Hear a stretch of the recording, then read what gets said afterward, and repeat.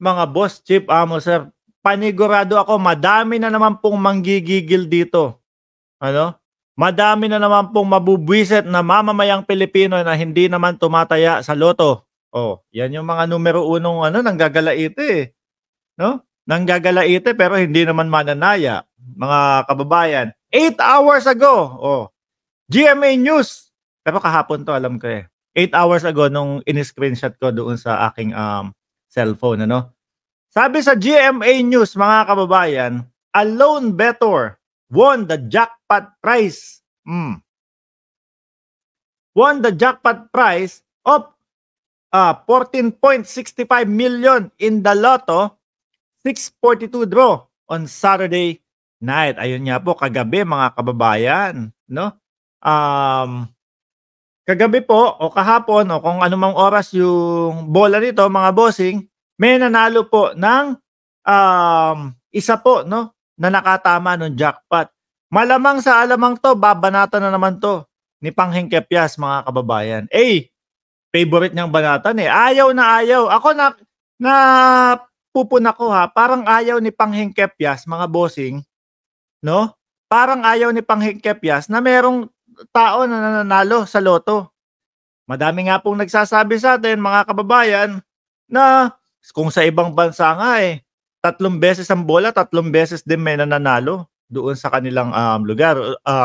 At isa nga daw po sa kanilang, kumbaga, kanilang pinanggagalingan, 'no, sa Hong Kong kung saan sila nakabase, 3 beses ang bola, 3 beses din na may nananalo. Hindi naman po kasi talaga ano, hindi naman po imposible na may manalo, kadalasan po. 'Yun ang kagandahan ngayon, mga kababayan, na-spread out po yung panalo sa loto, 'no, na-spread out po yung pera. At least hindi lang isang 900 million pesos tumama, hindi lang po nag-iisa. At least, um, nababahagian po lahat-lahat, mga kababayan, ano. Kaya lang doon sa mga kunyari, para sa Pilipinas, kunyari para sa mga mamamayang Pilipino, pero eto nga ultimo pagkapanalo binibigyan pa nila ng ano, binibigyan pa nila ng issue, mga bossing, samantalang hindi naman po imposible. Pinagmumukha nila sa taong bayan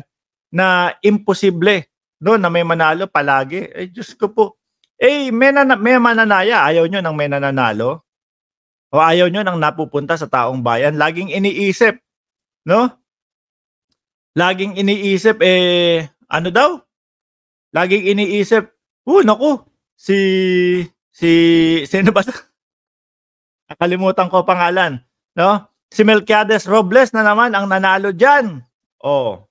Sabi ni Grefil Benedicto, nakakatawa po yung source ng info ninyo, ha, tambalos-los vlogger, Nino Barsaga. Matatawa kami kapagka yung medyo malapit na, no, pagka-flight na ni Pastor doon sa papuntang Estados Unidos. Huwag kang mag-alala, mukhang naiimbitahan na, malapit na, no? Yung tambalos-los, naku, di ko nga bina-vlog yan, eh. Anyway, mga kababayan, alam ko ano 'to, gagawing issue na naman po ni Maharlika itong ano, itong nanalo isang beses, no, na tao, mga kababayan. Yung paninira mo, sabi ni ano, sabi ni Grefil, anong paninira sinasabi mo diyan? Yung mga idolo mo, yung madalas manira, yung mga sila Pangheng Kepyas, yung mga favorite mo, no? So, mga kababayan, maghintay lang po kayo, no? Yung pala yung sinasabi niya. Yung paninira mo sa mga Duterte. Anong sinira ko kay Duterte? Ang sinabi ni Duterte nung nasa Davao ay ano ba? Meron tayong drug addict na presidente. Tapos binawi naman ni dating Pangulong Duterte. Nasaan ang paninira doon? Di ba sinabi niya naman talaga yon? Magkalaban yung kanyang pinagsasabi? Kami Duterte, kami Sara. May narinig ka ba na inisyu ako kay Inday Sara Duterte? Doon lang sa sinabi ni dating Pangulong Duterte. Di ba? So eto, mga kababayan, uunahan na natin si Maharlika dahil panigurado po ako nauubusan na ng content yan at iko-content niya to. May nanalo na naman. Nanalo na naman ang PCSO at si Melquiades Robles. Ganun na naman po yan, mga boss.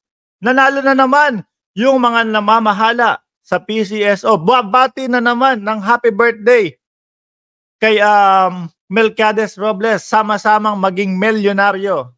Tingnan natin, next election. Oh, si Sara na presidente, baka magbaliktaran na naman kayo. Eh, wala naman bumabaliktad. Ano? Lagi ko ang sinasabi dito sa vlog ko, Uniteam pa din. Ako na lang yata ang naniniwala na Uniteam ay buo pa din. Oh, tinira ko ba si Inday Sara Duterte? Ang tinira ko, ang binabatikos ko, yung tatay. Dahil yung tatay, sinabi is, una, meron tayong presidenteng adik, hindi umubra sa taong bayan. Ano, hindi pinaniwalaan. O, bawi naman. Di ba? Bawi naman si Digong.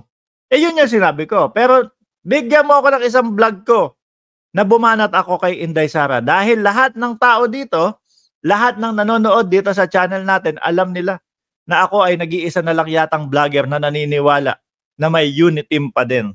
Ano? So yun lang yan. Ay, Diyos ko, ang hina ng kokote. Kapag ka DDS, hindi naman dapat laging mahina ang kokote.